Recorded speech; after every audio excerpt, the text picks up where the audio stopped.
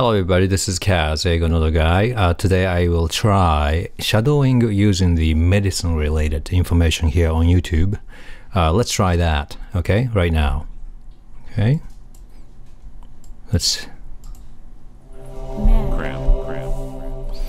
Okay, so welcome to another MedCram lecture. We're going to talk about acute renal failure. And for that, I'm going to sort of bring up our Chem 7 again. We talked about this before. You remember, see this a lot. You standard, we have sodium, we got potassium, you got chloride, you got a bicarb, and we'll talk about BUN, the creatinine.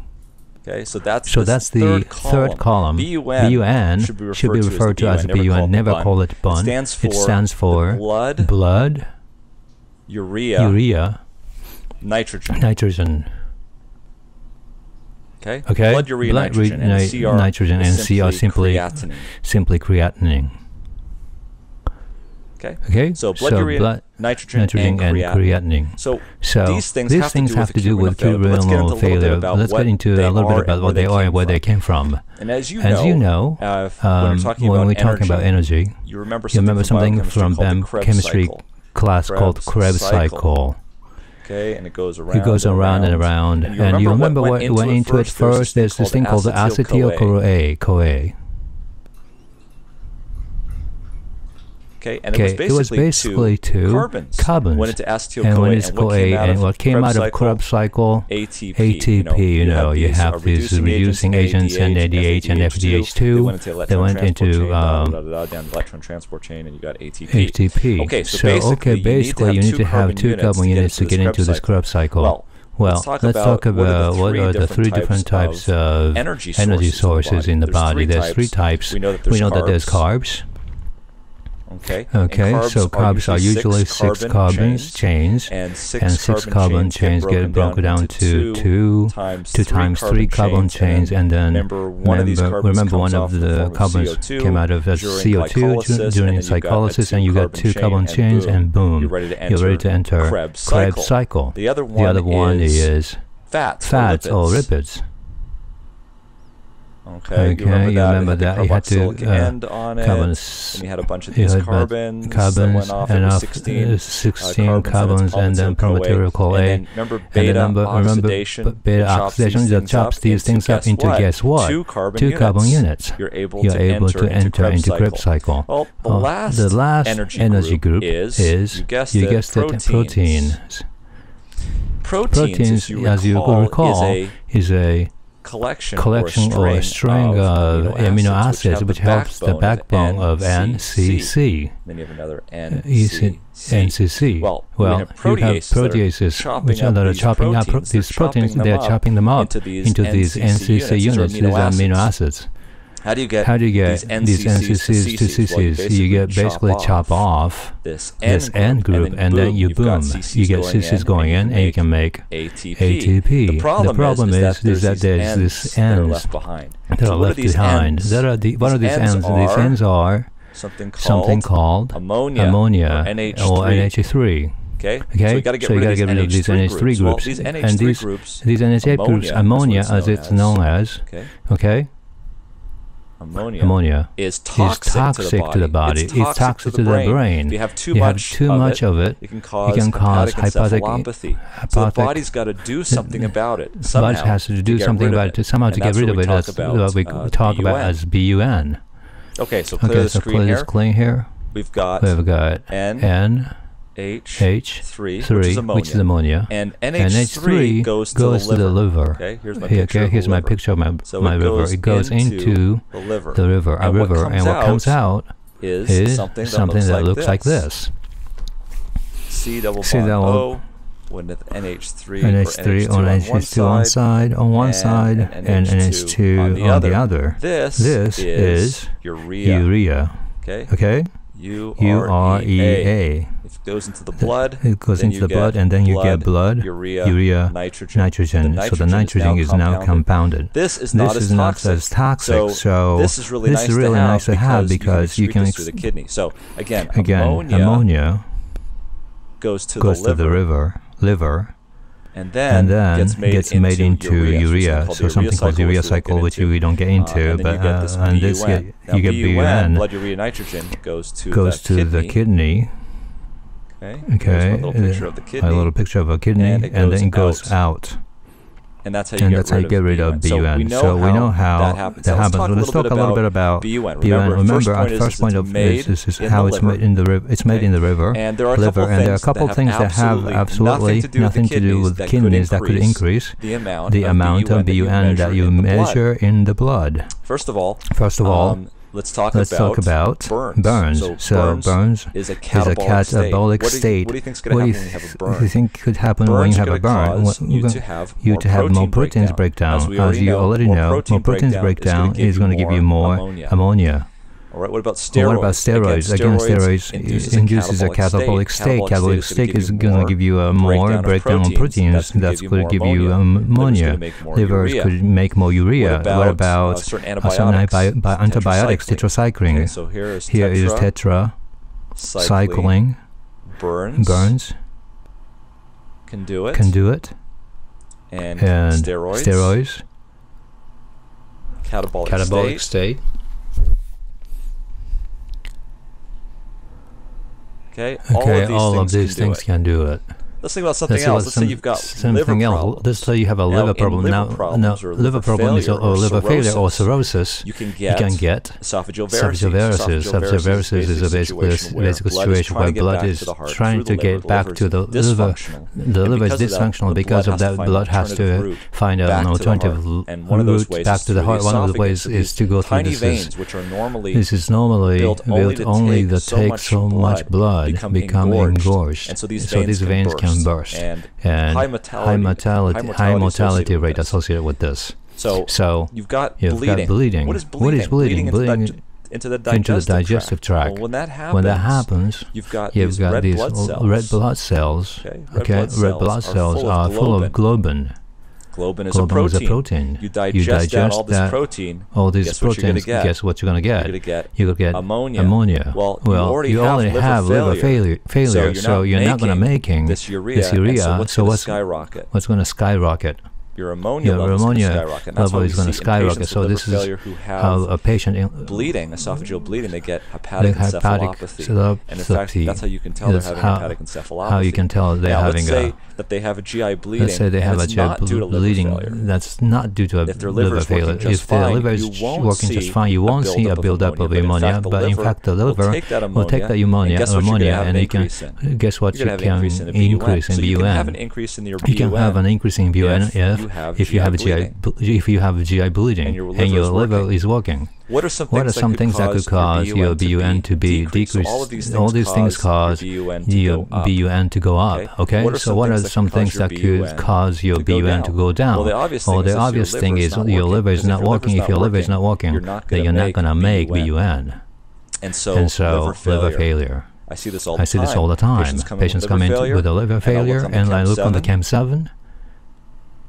And their BUN is pretty low. Sometimes it's even undetectable. Okay, so we've talked about BUN. Let's review that again. It's synthesizing in the liver. Things that increase it. It has nothing to do with the kidney. Would be fever, catabolic state, GI bleeding, tetracycline, all sorts of things. Things that decrease would be liver failure because it cannot make BUN. Okay, with all those things in mind, let's talk about what we are talking about today, which is kidney failure. I'm going to Mefran. This is my stylized Mefran. Remember, the kidney works kind of like you should clean up your closet. You take everything out of your closet, everything, and then you put back just the stuff that you want to keep, and everything gets thrown away. So here's the Nephron. And here is the blood supply going in, and the efferent. This is a bunch of capillaries. What you have is you've got flow of fluid into Bowman's capsule or glomerulus.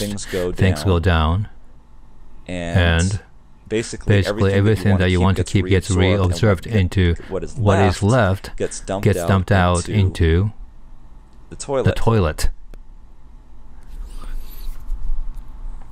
Okay, but remember, stuff that you want to keep gets reabsorbed. And most of the stuff gets reabsorbed right here at something we call proximal convoluted tubule. Probably 70% Probably 70% of the stuff that gets reabsorbed here at the proximal convoluted tubule.